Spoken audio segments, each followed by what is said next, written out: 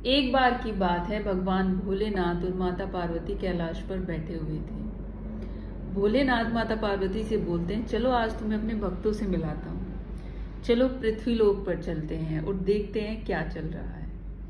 भोलेनाथ और माता पार्वती वृद्ध का रूप धारण कर लेते हैं और पृथ्वी लोक पर चले जाते हैं। सबसे पहले जहां वो जाते हैं वहां पर एक आदमी का बहुत बड़ा घर होता है। उसके पास बहुत सारे पैसे होते हैं, गाय भैंस होती हैं, खूब अच्छा उसका काम चल रहा होता है।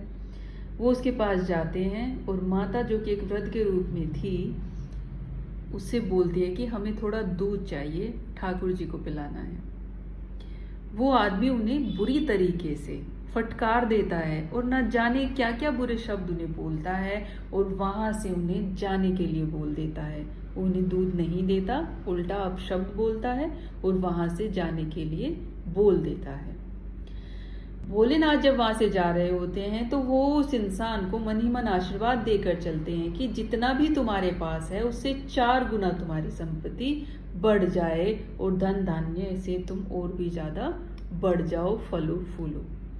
माता पार्वती बड़े अचंभे में आ जाती हैं कि इसने इतना बुरा बर्ताव किया, इसने थोड़ा सा दूध भी नहीं दिया और ये इसको इतना अच्छा वरदान दे रही हैं कि ये फले फूले और इसका सब कुछ 4 गुना हो जाए।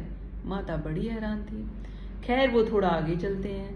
थोड़ा दूर चलने पर उन्हें एक कुटिया दिखती है। उस कुटिया में एक वृद्ध महिला रहती है, उसका बेटा होता है और एक गाय होती है। वो बेटा अपनी माँ की सेवा करता है, गाय की सेवा करता है। वो गाय बस बहुत थोड़ा सा ही दूध दे रही होती है। माता पार्वती भोलेनाथ वहां जाते हैं और बोलते हैं कि हमें थोड़ा दूध चाहिए, अपने ठाकुर जी को पिलाना है। वो जो उस वृद्ध महिला का बेटा होता है, उसकी गाय बहुत कम दूध देती है, फिर भी जो भी उनके पास होता है वो सारा दूध उन्हें दे देते हैं। वो आराम से उसको ठाकुर जी को पिला लेते हैं, खुश हो जाते हैं। इसके बाद यहाँ पर भगवान शिव मन ही मन उन्हें वरदान देते हैं कि इसकी जो ये गाय है और मैया है, दोनों को उठा ले भगवान, और इनका जो समय है बस वो पूर्ण हो जाए। माता पार्वती बड़ी हैरान हो जाती हैं।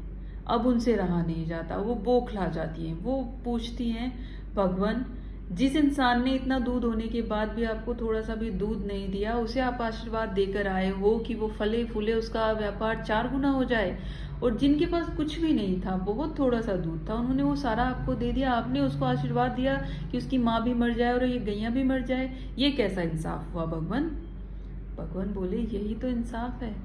वो यहाँ इस कुटिया में जो इसका बेटा रहता है, वो भगवान की भक्ति में लगा हुआ है। उसकी भक्ति का एक रूप उसकी माँ की सेवा करना भी है और गाय की सेवा करना भी है। वो इस भक्ति में लगा हुआ है। अगर इसकी गाय और इसकी माँ, जो कि वृद्ध हो चुकी हैं, दोनों मर जाएंगे, पर लोग सिधार जाएंगे, तो इसके पास सिर्फ और सिर्फ एक ही काम रहेगा, वो होगा भक्ति करना, भगवान में ध्यान लगाना। भगवान में ध्यान लगाएगा तो इनका जीवन सफल हो जाएगा और उसे अपने जीवन का असली मकसद प्राप्त हो जाएगा। ये बाकी जन्मों से बच जाएगा।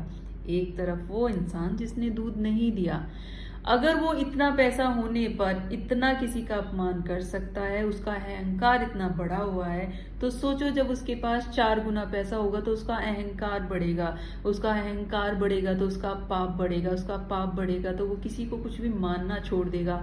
और जब पाप बढ़ता है तभी तो इंसान नर्क के द्वार पर पहुंचता है। कर्म ही तो है जो इंसान को नर्क और स्वर्ग का द्वार दिखाते हैं। फिर भगवान बोलते हैं कि बस यही तो है इस जीवन की रचना। यहाँ इस पृथ्वी लोक पर लोग समझ नहीं पाते हैं कि भगवान क्या खेल खेल रहा है। यही है जीवन का सत्य।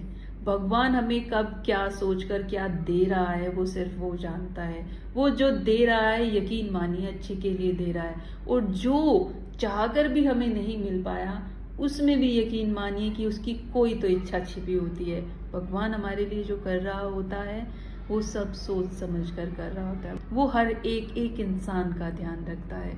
तो उसके किए पर यकीन रखिए, यकीन मानिए आपके लिए वो जो भी करेगा अच्छा ही करेगा।